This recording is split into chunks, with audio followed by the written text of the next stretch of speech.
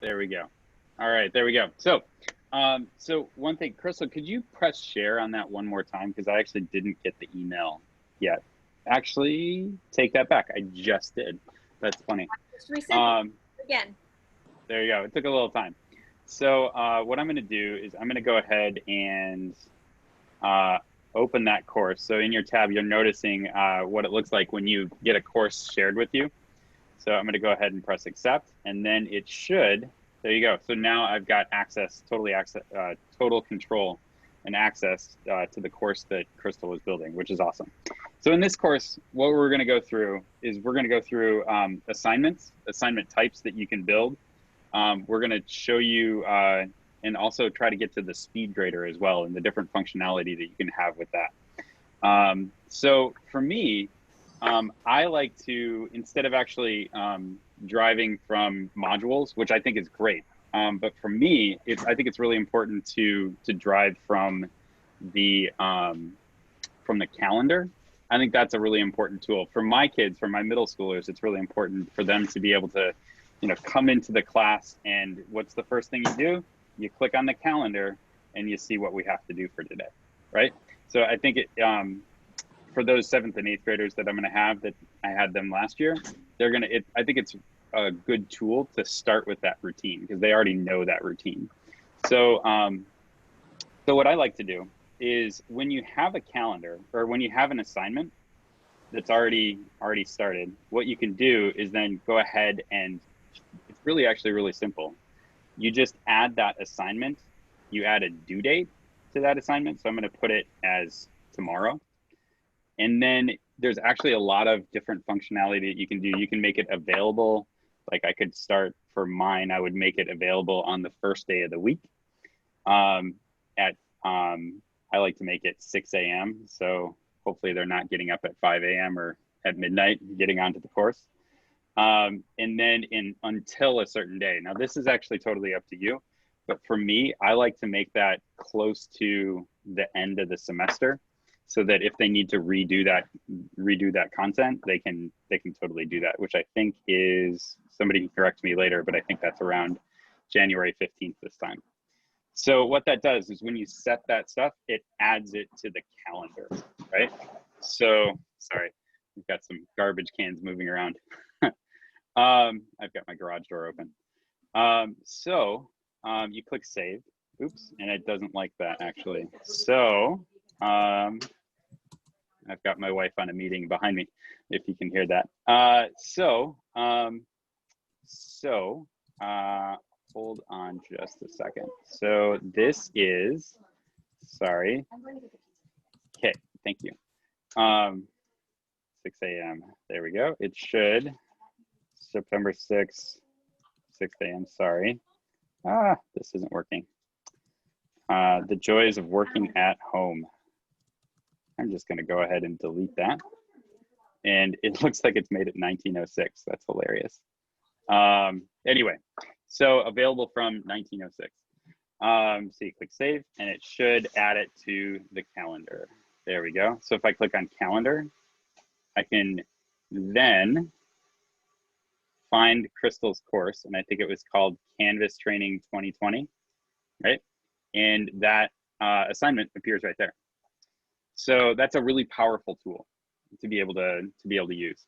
The other thing I like to do, so that's that it puts it on the due date, on the place that where the students have to turn it in. But then the question is, how do I actually like link to that assignment from the calendar with like the different agenda items that Crystal was talking about? What I like to do, or actually, so, and I'll put these, or I have these in the slide deck. But what I like to do, oops, is, so that assignment right here, I want to click on it. That assignment then is just a page on the web. And if the kids have the right permissions, they can then access that assignment. So I'm just going to go ahead and reload it so I can get the page that I'm actually looking for, because it's not actually showing up. There we go. So the URL for that assignment is this right here. It should look like this, right? So it's got Canvas, courses, the course number, the assignments, and then the assignment number. If you then go ahead and grab that link and copy it to your clipboard, what you can then do, if you go back to the calendar, I'm just going to go ahead and click on the calendar right here. Let's see. You can then go ahead, making sure that you're in the right course. You can go to that agenda, and you can make an event on your calendar. And then click more options. And I can call this daily agenda. And then you can then do this assignment. There we go. And then you can click on, highlight it. Say, oops. Highlight this assignment right here, click on it, and then paste that URL from the assignment and say insert link. And then when the kids look at this, you know, they go to the calendar, they click on that, they know that this is the place where then they can turn in their work. So it's a really powerful tool to be able to use assignments. So let's get into assignments real quick. So I'm going to go ahead and go to that assignment that Crystal was making. There we go. Oops. Just going to go to modules. There it is. So I'm like Crystal, I like to actually sketch out all of the different things that are going to be happening in my module, in my unit that I'm creating. And then I go back and add that content later. One of the things that I really like to do is I like to start from a, let me actually go back to, oops, I'm gonna go back to one of my courses. I like to actually start with a template for the way that I actually want to kind of structure the assignment and the way the kids move through that assignment. I start with a template. I kind of, you know, have like, this is, you know, what you're going to be producing in the assignment. This is like the essential question that I want you thinking about. And then here are the steps that you need to do. And then from there, then, you know, I'll put links and things like that. And then at the end, I also like to have like a rubric. So this is how you're going to be scored on this assignment. So what I do is I create like a template for that assignment or for the assignment. And then let me find that. It's in my Stoller, let's see where to go. Stoller Master Course Technology 2020. There it is, right there. I have way too many courses open. And then, like I said, like I put that kind of close to the top of my or the module that I'm making. And then what I like to do is actually just go ahead and copy that, copy it. And then in the new event, or I'm sorry, new assignment, let me go ahead and actually find that assignment real quick. There we go. So then this is the assignment that they're doing right there, the introduction paragraph. What I do is go ahead and just paste that right there. So you notice that this actually, the formatting for the table didn't quite work. And the table formatting gets a little tricky. What I do, there's the HTML editor. And you may think, whoa, wait a minute, you're going to show me a whole bunch of code. Don't worry about that too much. So when you have the assignment created like you want it to be, you can go into that HTML editor and then grab the exact code for that, for all of the content that you just created. And then you just paste that code right there. I don't really actually look and pay attention to the code, but then it's exactly like you want it to be. There we go. So so that's creating an assignment. And then once you have that assignment, there's lots of different things that you can add to that assignment and tweak inside that assignment. So you can give it points, and then the different ways that you can actually the ways that you can actually have students submit their work is really powerful. You can, a lot of times what I do is I just do online and then a file upload. Now for my middle schoolers, especially my sixth graders, sometimes they have a really hard time submitting the right thing. So what I like to do is actually restrict that file upload type And in the slide deck, I've got, you're kidding me. Sorry, I just said, this is hilarious. I just got the sign out. I just got signed out of Google Drive right in the middle of a presentation. So you can actually, going back to what I was talking about, you can actually restrict the different types of files that you can have the students submit. If you're language arts, docx is usually kind of the one you're going to be, you may be using. I like to use screenshots. So if you're submitting a screenshot, it's a PNG.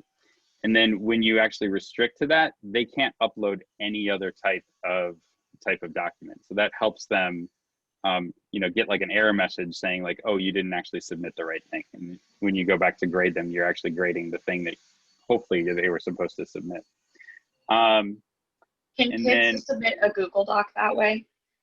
Yes, that's one way you can get them to submit a Google Doc. So then if they go in, so you would want docx for them to, oops, I just pressed save. Docx would make it so they couldn't submit a presentation or a spreadsheet. So that works really well. The next thing that you can do, you can use a lot of different online tools that are really powerful. You can use, and then what you do is you actually use external tool instead of online submission. And then you click find, and there's a lot of different tools that you have access to, which are really powerful. I've never had students actually submit via Newsela on here, but that's one of the ways that you can get students to submit. Crystal, have you had any experience with that? No, because I normally don't have them do those things through Newsela. I normally bring them back through Canvas. And a lot of that has to do with the speed grader side of things. Mm-hmm. So think about how you're going to want to be scoring. Are you scoring through Newsela? Then you would do it that way. And then it brings those scores into Canvas. But Newsela does use the 1 through 3 rubric unless that's changed recently. And so it doesn't have scoring. And just to clarify, if teachers do want to go ahead and give a Canvas assignment and the task is Newsela, then teachers can go ahead and have that for students. They can go ahead and complete the work in Newsela and submit it to SpeedGrader. But yes, like Crystal said, there is a different rubric, so just be careful with that. Yeah.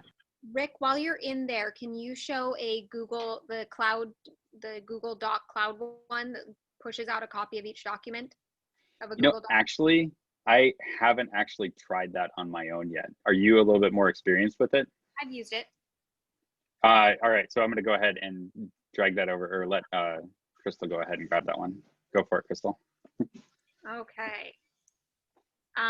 So admittedly, this is slightly clunky. So if you have a Google Doc template that you need to get to kids, wow, that share took a while. There we go. So I don't know why I just clicked on that. I need my modules. And it keeps having me click quizzes. I get impatient and then click the wrong thing, and then it ends up just reloading again. So if I want to create a new assignment down here, I'm going to give it a GDoc. So in here, if I need to get kids a Google Doc and I need them to make a copy of it, there's a couple different ways that I can do that. So in my assignment, I go in and I edit. I've made it from modules again. The option I use more frequently is honestly giving them a link to it. So say I wanted them to have a copy of these slides. Yeah, that's the way I do this. But I know there's a slicker version. Yes, there is. And so one of the versions is I can just give them that. And then at the end of the URL here, up through where it says edit, I'm going to change that on over to copy. And I can insert link. That way, when they click that link, it's going to force them to make a copy. The other way I can do this is I can change my submission type down here to an external tool. And the option I am looking for is Google Docs Cloud Assignment.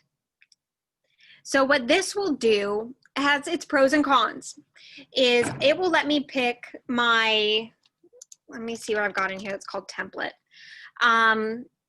it will let me pick my Google Doc, and it's going to create a copy of the document for every student, and it will embed it within their Canvas window, so they never have to leave Canvas to work on it. Now, oh, essay planner. That sounds like something I did. And then I'm going to select that. So this URL right here is unique. You do have to go through this whole find process, click the Google Doc Cloud assignment, find it through there. You cannot just throw in the link to your doc. It will not work. You have to have this super special one that I don't fully understand. I can choose to have it load in a new tab or not. Pros and cons to this again, but regardless, it will be, so if you don't have it loaded in a new tab, it'll just show up within the Canvas window. Now, if the kids are working on their little Chromebooks, it's a little difficult for them to do. So if they are working, especially if your kids have the older R11s, so those are the shorter Chromebooks, if you're a middle school teacher or elementary. High school, they should have moved to the bigger ones, but again, we're low on Chromebooks this year. So you're probably going to want it to load in a new tab so that they've got a bigger space to work with. Crystal, there's a couple questions. First, does it auto add their name like Google Classroom would? No. Okay. But if you're having them submit in the speed grader, you don't necessarily need their name on it anyway. Okay. So I'll get to that in just a second. And then So actually, yeah, go ahead. Okay, and then the second is, if I send a copy of the doc for each through a link, won't students still have to reshare immediately and give me access if I want to see their work in real time? Oh, in real time? Oh, in real time. Yes, they would have to reshare it if you do the link option. If you do the cloud assignment, you should have access. But yeah, that's up to you. When I had students, like especially with drafting essays, I would create an assignment early on where they had to give me a live link to it, that they had gone through and done the link to share by a link, because otherwise it floods my email with so-and-so has shared this with you, and I don't want that. I just need it to get into my drive. I just need to have that access, and then I can access their live docs through SpeedGrader. And with that, Rick. Exactly, yes. I'm actually just trying to find the desktop that I was sharing. There we go. You guys can see my email. That's not what I want. There we go. So you should be able to see, Crystal, just to confirm real quick, can you see the window that I'm working with? Yes, but it's very small. You're sharing. Very small. Let me try one more time with that. There we go. I'm going to push it to this side. There we go. 10 minutes. And then, so here we go. That's what I'm looking for. Too many windows open. All right. So just go ahead and going back to that. So you just added that assignment. I'm going to show you guys actually like a really powerful tool.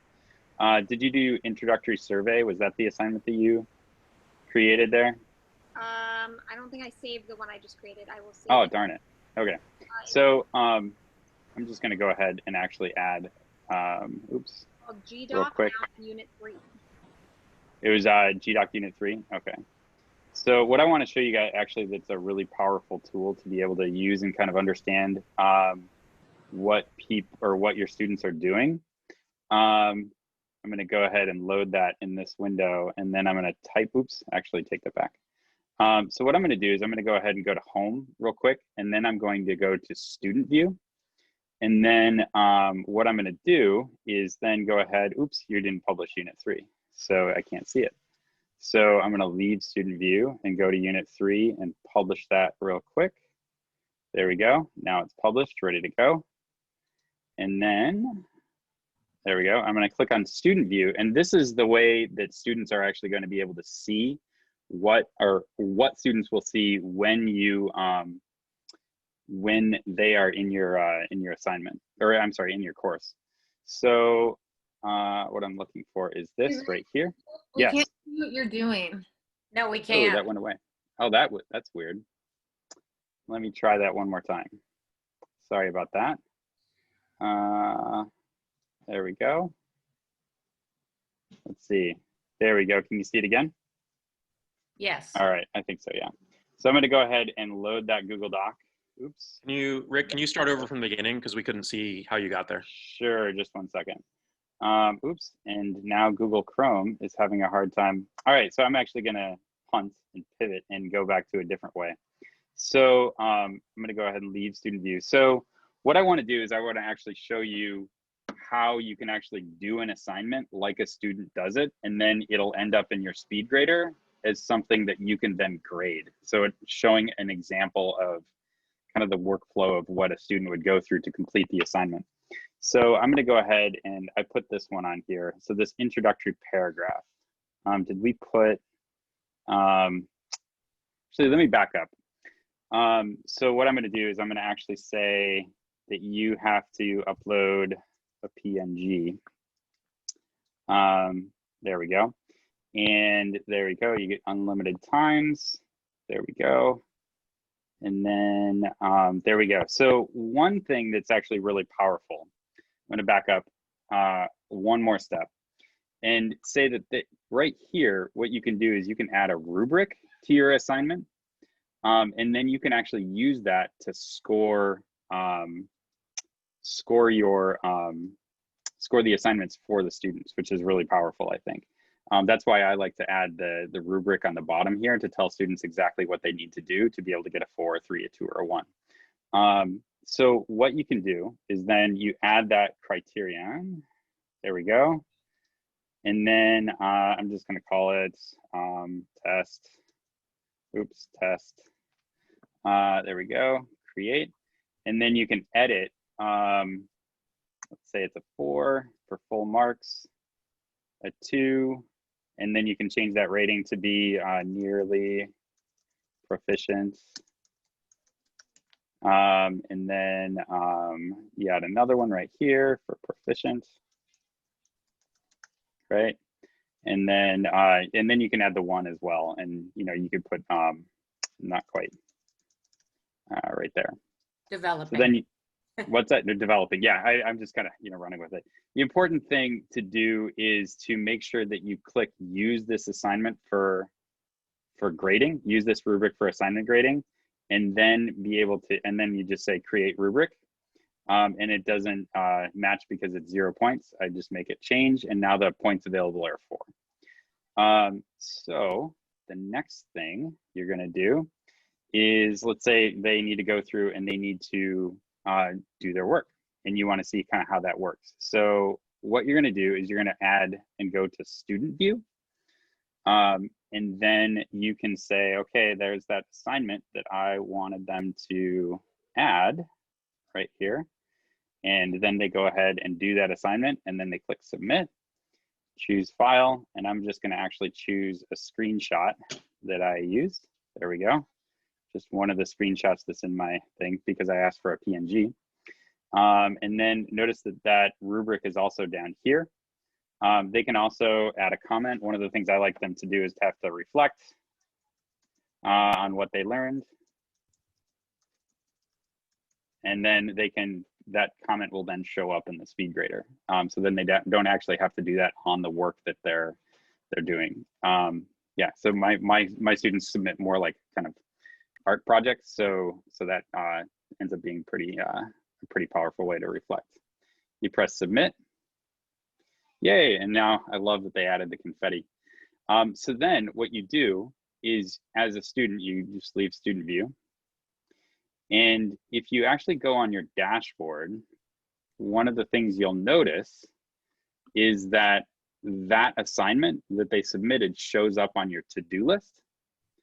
And then what you can do is you can click on that assignment and it'll take you straight to the speed grader, which is really powerful in my opinion.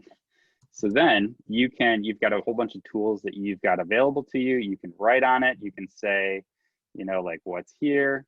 If you're actually doing this on your iPad, in the Canvas app on your iPad, you can use the Apple Pencil to do that. And then last but not least, you've got the rubric right here, and then you can score it right there. Now, I want to kind of give you a preview of something, and that's that if you have your standards uploaded already, you can actually grade on your standards, and then that will roster that grade based on the standard in your gradebook in Canvas, which I think is also really powerful.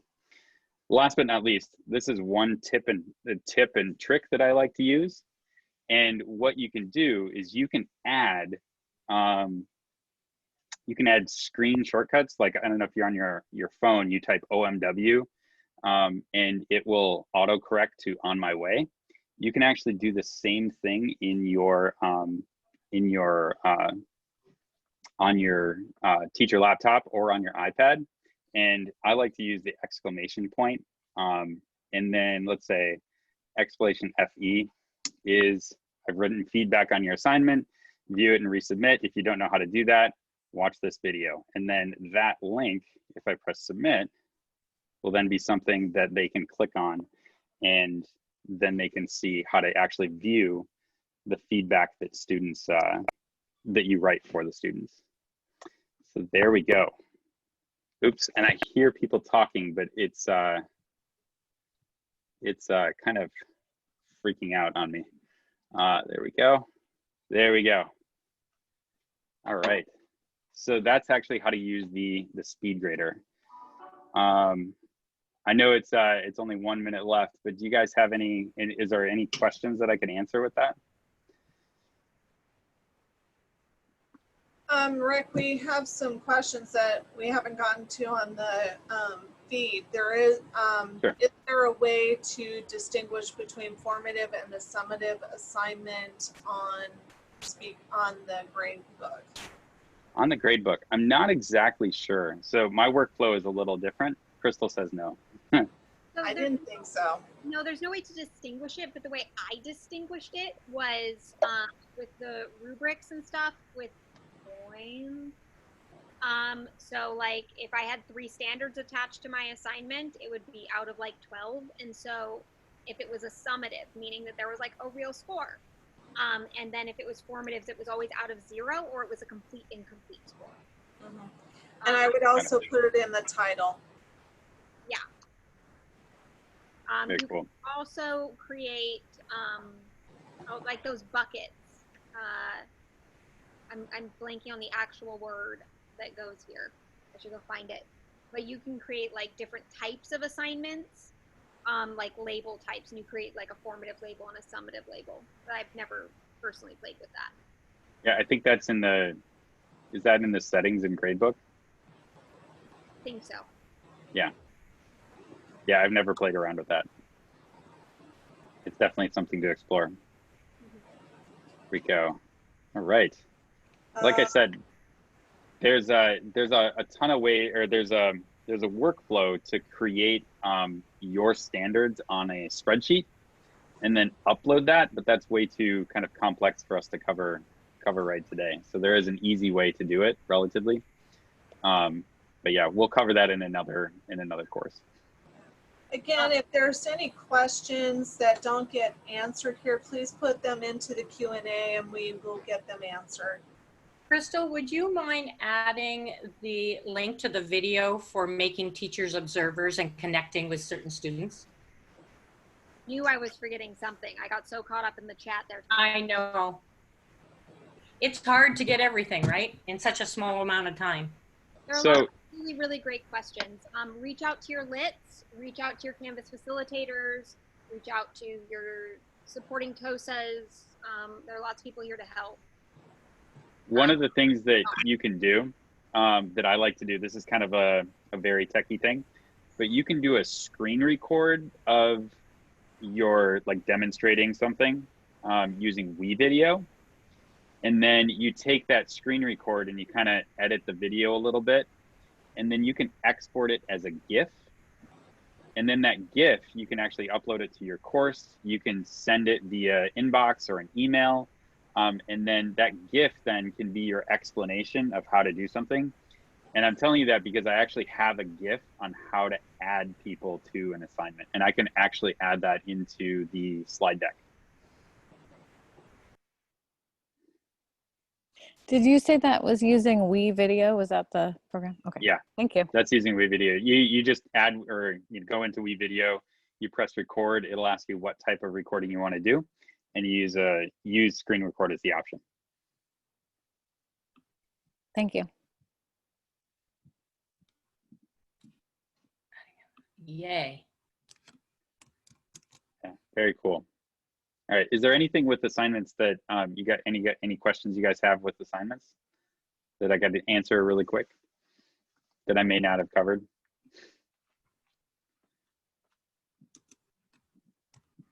Yeah, Colleen. So Hi, when, Colleen. yeah, hi. When you do the speed grader and grades are displayed, let's say we've been teaching for a couple months, is there a way to display the grades by learning targets so then we can just look at them and do summary judgments in Synergy? Yes, this is my passion right now. What you can do, let me go ahead and click on share screen. Let me find the right screen. There we go. So when you're in your assignment, let me go to my dashboard. And then the name of that course was Canvas Training 2020. So you can go ahead and go to grades. And I think the test student will show up right here. So I don't actually have the standards loaded. You know what, let me actually go back. Let me go back and go to our master course technology. So I'll warn you that I actually uploaded the standards or the learning targets and the supporting targets into my course here. So when I click on grades, it's actually going to show all of those. It doesn't usually look like this. So what you do in your grades, it'll look like this, right? So these are the assignments. This is one assignment that needs to be graded. When you click on gradebook right here, you click on learning mastery, and it shows the different calculations based on however you set up your gradebook to work. Personally, I set up mine to be proficiency is at 3, and it's kind of like a power law. It's not exactly power law like Synergy, but it's kind of like that. It's 65% or 65-35, where the latest assignment has the weight of 65% of the score, and then 35% is an average of all of the other scores that they had done. So Okay. Does that kind of answer it, Colleen? Yeah, so if you were to have multiple scores here or assignments, would it list underneath? Like what would it look like? So like it would look like each target it would have. So it wouldn't actually. So the individual assignments would be in the gradebook, and it would just show scores right here. Okay. Right, like this. Like this would be, if I graded it, it would be a 4, or whatever I graded it as. And that's if you have your outcomes uploaded. And like I said, there's a workflow for that to make it easy. If you have, let's see, it's right there. But then this score, when I go to learning mastery, okay, got it. yeah, is that sense. average of. Okay. So that it score. kind of calculates a summary judgment for you in theory. Yeah. And when do we have access to the workflow to uploading the standards, or when will Good that? question. I could work with you if you want to do that. If you have access to your standards, I could help you with that. Okay. Yeah, I can show you. But that's going to be hopefully in one of the Wednesday professional developments, where we're hoping to do like a how to upload your standards to your course in one of those. So if you can wait for that. Okay. I've got a quick question. Sure. And trying to copy all the links into a Word doc, and a lot of times it doesn't load as a link, but if I take off the edit and the sharings, I think it works, correct? Which links are you talking about? I'm talking about Google Doc for adding Observer. I took off the edit and then the other, that one in particular for this, and then the Q&A equals sharing. I'm trying to copy them onto my own reference page. Okay. And so it won't do the link if it's a edit. So if I take off edit question mark USP equals sharing, it will, correct? Okay. Yeah, that makes sense. Okay.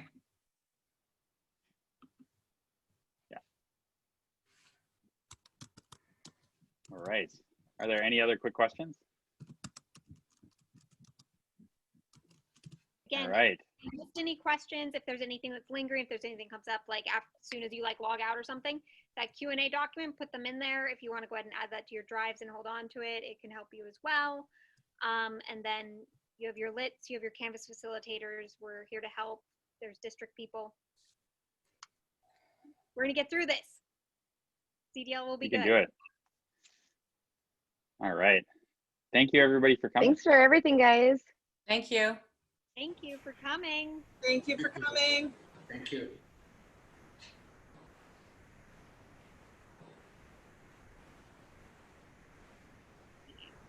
I think you can stop recording, Rick, if you'd like. Yeah. Oh, yeah. Yep.